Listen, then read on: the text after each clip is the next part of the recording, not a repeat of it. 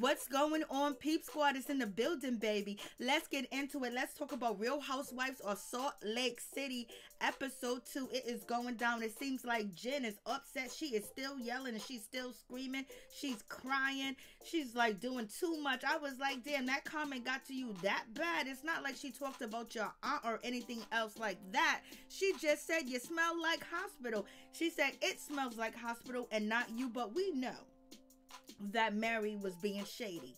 But there's no need for Jen to really go off the anchor, go off the deep end, and basically, you know, even accusing Mary, what you said to me was so wrong. It's like a baby having cancer and you say a baby smells like cancer. I was like, girl, you're doing too much, and your analogy was just way off.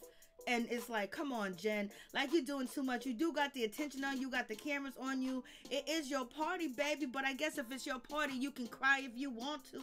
You can yell if you want to. You can scream if you want to. So that's what she is doing. And she's feeling a certain type of way. And she is upset. And she is mad. And she is not okay with the situation at all. And Jen says, you know what, Mary? You can take that Christmas tree dress that you got on, that Louis Vuitton dress, and wipe your ass with it. I was like, okay, she's going off the deep end.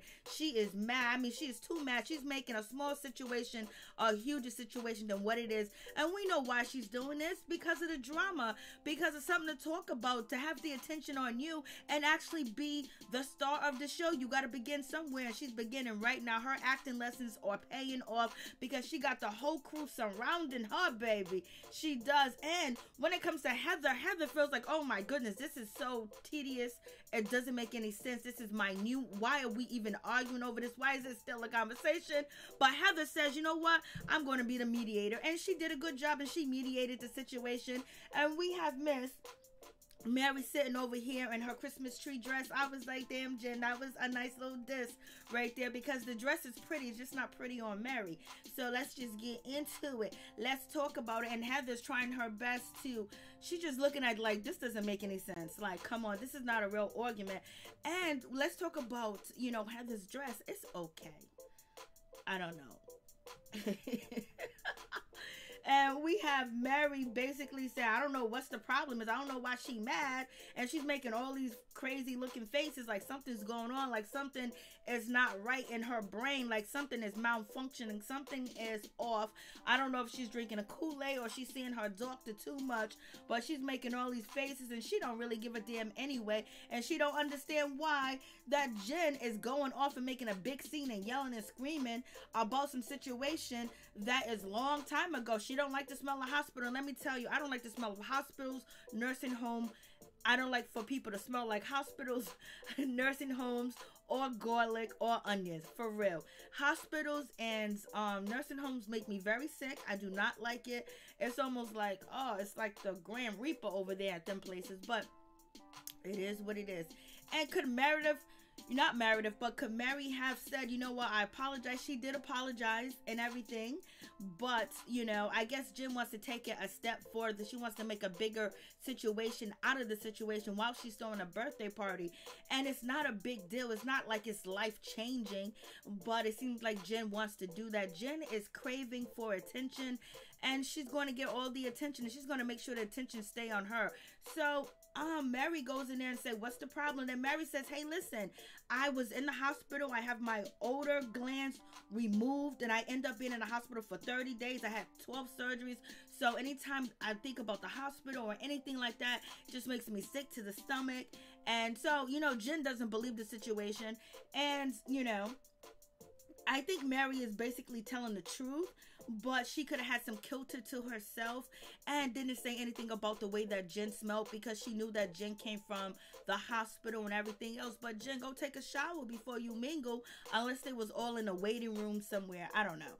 But we feel bad that Jen, you know, aunt, aka acted like her mother, you know, had her legs amputated, but that's not going to change the situation. And you can't expect everybody to have empathy for you and your situation when they say a certain comment. She said, you smell like hospital. Get over it, girl. Like, you're a married woman with children. You are acting like a child for the cameras, and it's not cute. Even though everybody do think you're cute, and I think you're cute too. So Meredith is feeling a certain type of way. She's like, why are you guys over here arguing? And this is my birthday party. Yes, Meredith, this birthday party is not about you. It is about Miss Jen. And so we get to the point where Mary says sorry. She didn't get a hug. I think she wanted to hug Jen, but Jen ended up hugging Meredith, I believe, or maybe she did hug her. But so the situation ended. You know, Jen went from 100 and she dropped down to 0 quick, fast, in a hurry. That makes you think the shit wasn't that deep, but I'm glad she was able to move on. But she doesn't move on because she still got this beef over some hospital ish. Nobody wants to smell no hospital people. Like, that's a hard, if you can't help it, you can't help it. But you are a very wealthy lady. You could put some perfume on, some lotion, you can jump in the shower, you can just wash the hospital off for you, because you don't want the hospital smell on you. But I know you were too worried about your auntie to even think about it. But you know, when you come out in public and you smell a certain type of way, people may say something, or they might move away from you, or they might talk about you. It's not right, but shit, it's life. And it's not that serious. It's not life-changing or life-threatening. And then we move on to the situation where we have Whitney. She is addressing Lisa. You know, Lisa came through looking fierce, and that fur she had on with her hair straight down, with, you know, it almost looked bone straight, but it wasn't because it's too cold out there. And, you know, Salt Lake City, but she did look good. But here comes Whitney. Whitney got something to say, and Whitney wanted to thank her about, you know, actually sending, you know, some liquor, some tequila, and actually sending bartenders over to her house for her anniversary party. But, you know, Lisa thought it was just gonna be a thank you, okay, good, see you later.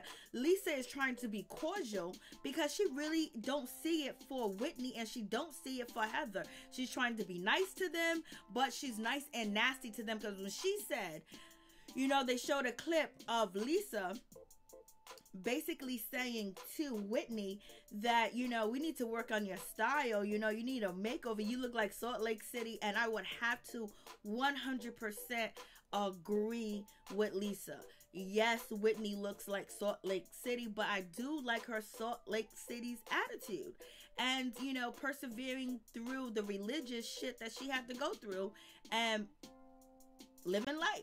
So, you know, so we get down to this situation. So, and then Miss Whitney tells Lisa, hey, listen, let me tell you, yes, the bartenders that you sent over, you know, they broke glasses. They drank some of my expensive top shelf, you know, tequila. And then Lisa turned around and said, girl, the tequila I sent you was top shelf. What are you talking about? And Lisa's feeling a certain type of way. She was like, I gave you a donation, and this is how you gonna treat me? Because when you call me and you ask for tequila, you're not trying to purchase it. If you was going to purchase it, girl, you would have never called me because you wanted a donation. I was like, oh, Lisa is being shady. And we get back to Whitney, and Whitney was like, yes, my, you know, they drank some of my top shelf, and also they took some of my Irish liquor or tequila that was my husband, that was, you can't get into the States. And yes, your stuff is top shelf, but some of the stuff that I had is not available in the States and United States. So we got to ship for overseas. You know how much that costs? And I ain't got the money that you got. And you sent these boys over here to bartend for me at my little humble abode. And they came and they broke glasses and they was drinking, and we ran out of liquor. And Lisa's like, what? I sent you 500 worth of, I send you enough liquor for 500 people. So this is what Lisa said. Lisa was like, I send you at least enough liquor for 500 people. I was like, it did not look like 500 people was over there at Whitney's, you know, party. Like, Whitney, how did you run out of liquor so quick and so fast? Are you guys alcoholics? Like, damn, there should have been some leftovers.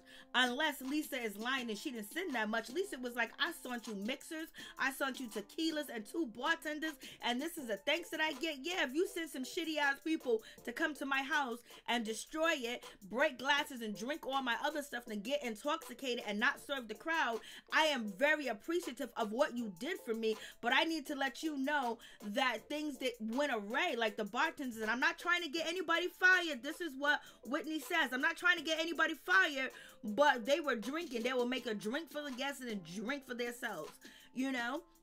So it's always nice and wonderful when you do receive a gift and, you know, and it works out. But what about if you receive a gift that destroys shit in your house? You receive a gift of a dish bowl and you put, you know, some things in it, and then the bowl ends up cracking, or it ends up having a leak and it destroys your carpet and your tablecloth, and you have to throw the food away because it messed up other food. So yes, I'm appreciative of the gift, but the gift end up not being such a gift.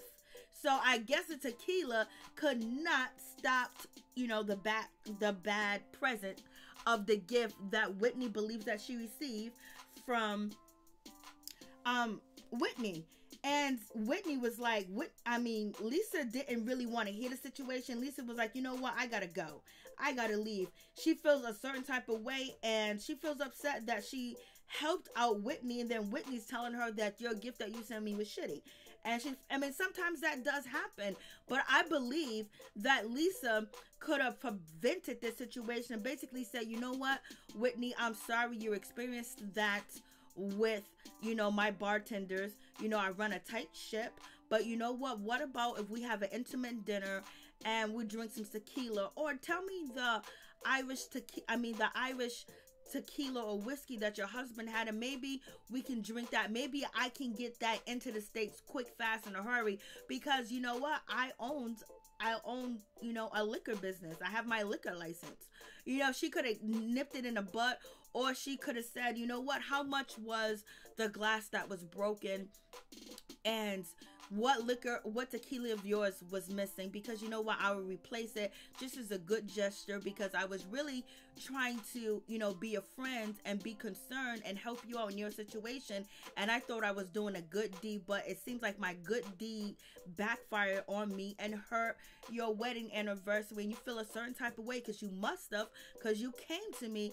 So let me see how I can rectify the situation, make you feel better about it. It didn't seem like Whitney wanted anything from Lisa other than to say, I'm sorry that happened to you. And she didn't get that from Lisa. Lisa didn't say it. Lisa felt a certain type of way. Lisa now is feeling like, you know, Whitney is trying to destroy her business, is trying to destroy her brand, and trying to make her look bad because it is on TV. So therefore, people that are watching this show or do know her or hire her bartenders might think her bartenders will come through and break glasses and drink up the expensive top shelf liquor. So she might have appreciated if Whitney would have called her and did it off camera, but I believe that Whitney would have got the same reaction from Lisa.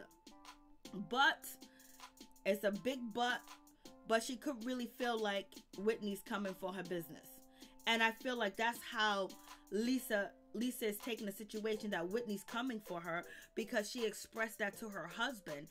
And when we get to that situation, so we have Lisa, she tells Meredith that she's leaving because she hooked up Whitney, gave her a gift, and now she's over here, you know, saying how awful the gift was. So it was just like, damn.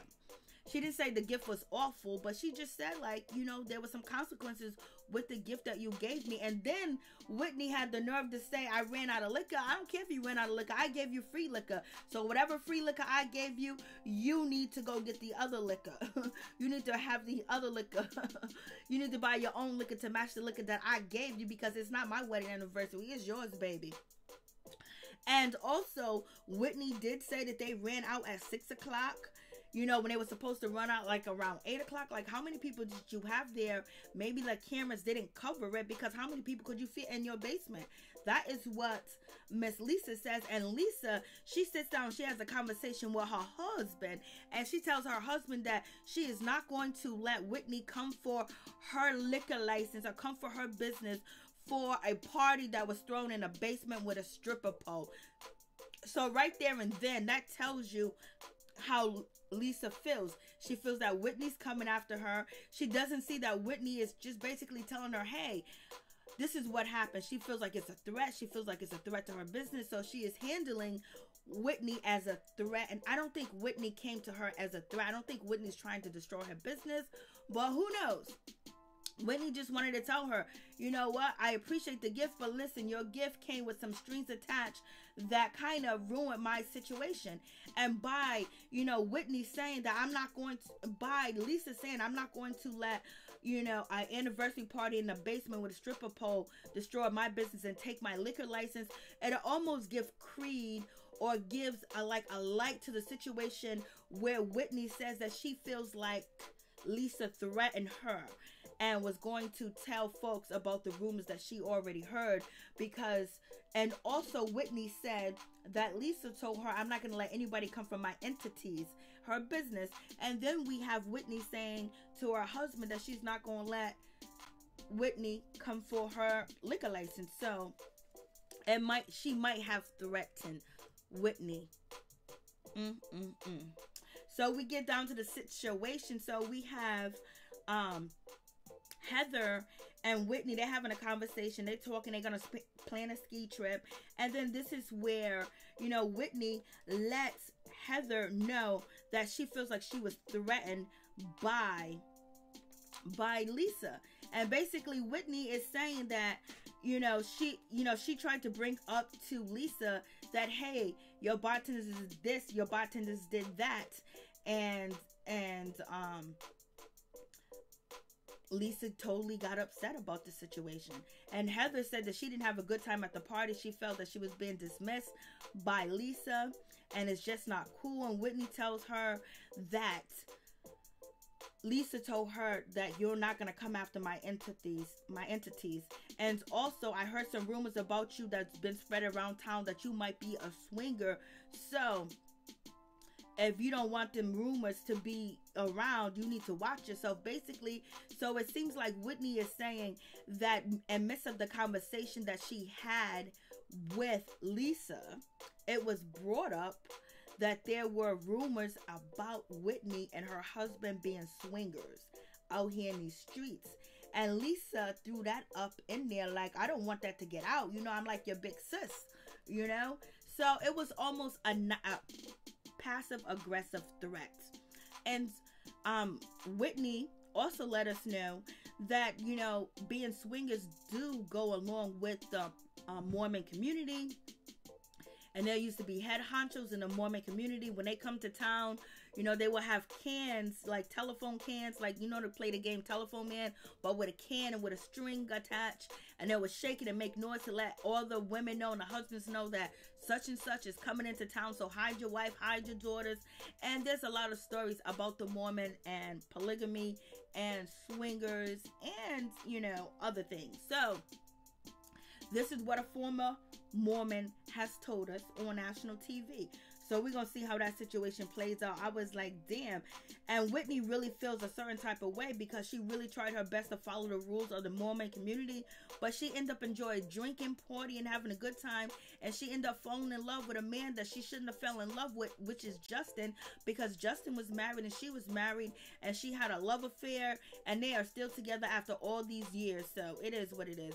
People make mistakes. And we get to meet Whitney's father. This is the second time. Damn, is that his hair? Because he got a full set of hair. And he's also 60 years old. He don't look 60. I was like, shit, to me, he don't look 60. And her father has a problem. He has a pill habit. He's 63 years old. And he was a multi-millionaire. He had salons. He had hair product lines. He had multiple salons. But once his wife left him and things went downhill, he ended up getting on pills. He left the Mormon community. And so he's trying to get it right. And he's going to be opening up his shop again. And he also is going to go to church with Lisa. He's actually going to go to church with Mary. And also Meredith is going to go to church too as well with Whitney and her father, and Jen is going to get pissed off about the situation. Talk about control freaks. So let's move on to this situation. Let's talk about Miss Meredith. Miss Meredith looked like she might have some problems, that she might be suffering from depression, or she might be suffering from some type of anxiety, or she might be heavily medicated too. Something's going on with her situation. Her husband really seems like a total jackass, and it seems like he always calls her out, because the first episode he was talking about he don't get no sex, he wants some sex. When people complain about not having, intimacy, and they complain about not having attention, usually they are out there getting it somewhere else, and they're trying to tell you, hey, listen, they tell you more than once they done already found the bait, and basically they're about to reel the bait in and get them some good. That's about what they gonna do. So she's having dinner with her husband, and they have separated. Maybe they're divorced now, but they have separated. And he's saying, oh my God, Meredith, you look so beautiful. I love the eye contact that you were giving me. And I was like, and he was like, and Meredith was like, he says that to her. He goes, you're not looking at your phone. I was like, damn. So he went there, and she was like, well, I barely looked at my phone today. That's what Meredith said. Then he goes, oh, just like your husband, you barely touch your husband. Because she said, I barely touched my phone today. He was like, you barely touch your husband. I was like, so he's taking shots, and he's throwing in there that he's not getting affection, he's not getting love, and he doesn't feel like he's being supported by his wife, and he has an issue, and he's trying to bring it to her attention. I don't know if he has a Becky or a Susie on the side already, but he's letting her know. And then they move on to the conversation where, Seth is actually saying, you know what, I'm a very, open person. I'm this, I'm that. He was like, look at my phone, Meredith. Look at my phone. Look at the thing. I'm very open, And she was like, no, I'm good. And he was like, why? He was like, it would make me so appreciative if you look at my phone. It would show me that you care. Like, I've never looked at your phone. You're always hiding your phone from me. What are you hiding? What are you hiding? So basically, he's trying to accuse. First, he says that she's not giving him any love, any support, and she doesn't care. And then now he's accusing her of cheating on him, that she's hiding something. I think she's probably hiding her passwords, her bank account, her money, her stocks, and her bonds, because that shit is all in your phone. So she don't want you to see her business, how much money she's making or whatever, because right now you guys are on shaky ground. And Seth also confronted Meredith and was like, who have you told that we separated? She was like, I really haven't told nobody, because it's not something I really want to talk about, but somebody does know, because that's probably why he's bringing up the situation. So yes, they are separated, and Meredith is making, the idea that, they had a beautiful life. They was together for like when they was 20, 21, 22. They had kids. They got married. She wanted to do business here. He wanted to do business there. They both tried to be very successful and make that money. We know Seth, he said he loves making money. Money, he dreams, he sleeps, he shits money. He made it very clear in the first episode. It's all about the mother effing money. So, So we have that situation. So I was like, okay. So Seth is basically calling out his wife, and he wants some love, he wants some attention, but it almost seems like he's poking at her. And he's not really genuine with the concerns that he wants, because I believe he's getting it somewhere else. So that's the situation with that situation. I was like, He was like, you hiding something. Then she was like, let's just have fun. But Meredith seems like she's been battered by life or her husband. But she has.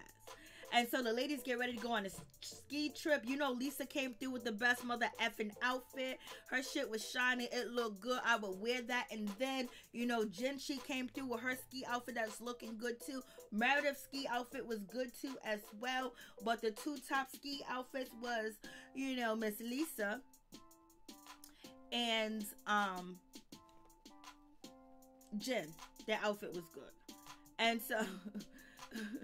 some of the ladies couldn't ski at all, like Lisa and Mary, and also Jen. They just came there for show. And so now we get to the situation where it's being brought up again by Whitney, and she's letting Meredith know that she's feeling a certain type of way when it comes to Lisa, and she felt like Lisa threatened her.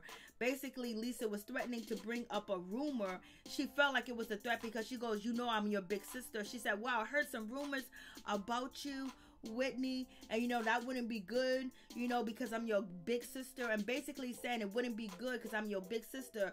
Whitney feels like she's saying that to her as a threat, that I will intentionally tell these rumors. And Meredith is like, maybe that's not the case. Maybe she's just saying she's your big sister, she's looking out for you. Maybe you should have a conversation and talk to Lisa. But Meredith is thinking that Whitney is going to talk to Lisa alone and not at a dinner table. But the situation changed. So if you see what Whitney has on, it looks like Salt Lake City. If you look at what Heather has on, it's a nice, Heather dresses nice, I think. I think she dresses nice, and she looks very nice. And she dresses nice for her size too as well. And you got to look at Jen. Jen came through. She came through with that outfit looking fabulous, like she stepped out of a magazine. And Meredith is trying to greet the ladies and be okay with the ladies, but the shit goes haywire. It goes down at the table. Let me tell you, it wasn't cute and it wasn't pretty at all. I was like, And so they get into this conversation where Whitney's father, he's back home. He's going to open up his business. He wants to go back to church, whether he wants to go to the Mormon church or whether he wants to go to the Pentecostal church and be around Mary. And they talk about forgiveness and they talk about openness and things like that. But then it goes haywire and they talk about judgment. And so then this is where Whitney says, I do feel judged by you, Lisa. Judgment came in because Lisa said there shouldn't be no judgment. And this is where, you know, Whitney comes in and says, you know what? I feel judged by you, Lisa. And Lisa was like, I don't judge you. I wouldn't judge you. Like, why would I judge you? I don't even care enough to judge you. I was like, oh shit. Lisa was like, you know what? You guys are not going to jump on me because Lisa feels like Whitney's coming for her business. And she's trying to start shit with her. And she tried to be nice to her by sending her some bartenders and some tequila. The shit went bad. It wasn't her fault, but it's your people that came to her house and was drinking up her liquor and broke some shit. And then from that situation, you know, I was like, oh shit. Lisa said, I don't even think about you like that to even judge you. Like, come on. And so this is when Whitney says, you threatened me. And I was like, oh shit. And this is when Lisa says the only reason why we had that conversation is because you confronted me and you came for me. And Whitney is basically saying she's not going to use the word swinger because she knows that's the rumor that's being spread about her, so she's not going to use it. But in the conversation, because then the conversation would turn into everybody talking about swingers. And she just wants to address the situation. Whitney just wants to address the situation with Lisa about it. I was like, Lord have mercy, it is going down. I mean, like, this is real beef. Better than the Jen and Mary beef. Like, come on. And so Lisa was like, I do not care enough to even judge you or to even think about you in that type of way. I was like, oh shit. And then that's when Heather jumps into the situation.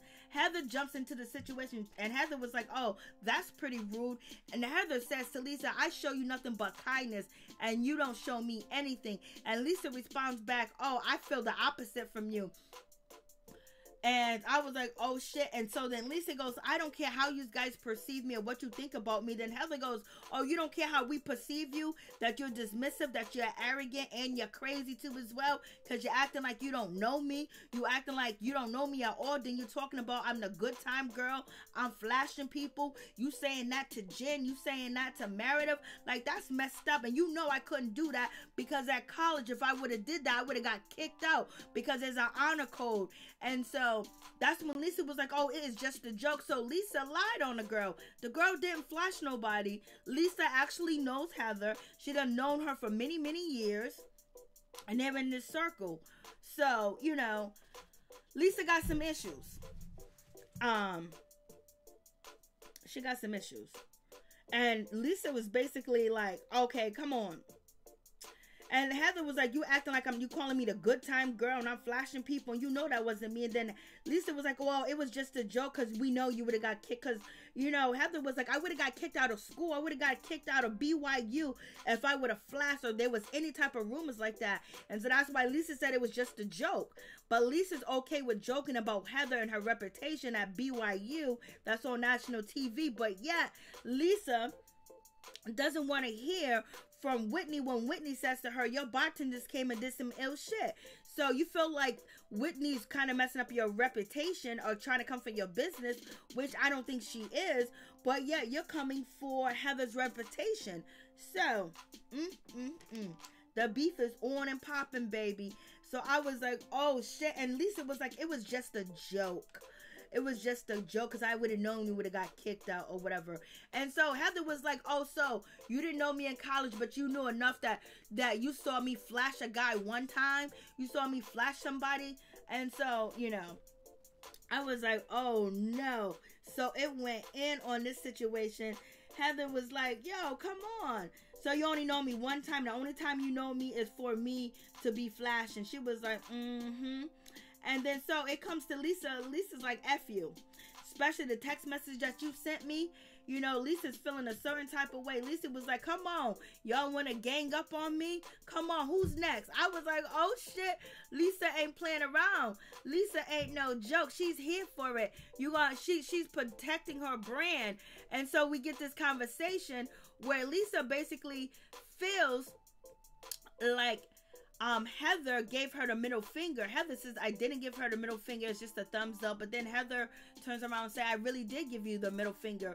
And then Heather is saying, if you don't know me, why are you sending me text messages then? Why are we having conversation? Why are you telling people on camera you don't really know me? I'm forgettable. You know, I really didn't stick out that much, but yeah, you text messaging me. So I was like, oh Lord, it is going down, baby. So it's going to get ugly too as well. And especially when Meredith, you know, go with Mary to her church with Whitney. Jen is going to get upset. So, oh yes, these ladies are bringing the drama. But I'm going to say, Jen, you need to have authentic drama. You're not being authentic. The beef that you have with Mary is not that serious. About you smelling like hospital, you know. For real, for real. So at the end of the day, they all apologized and they said they're going to start a clean slate. We know that never happens.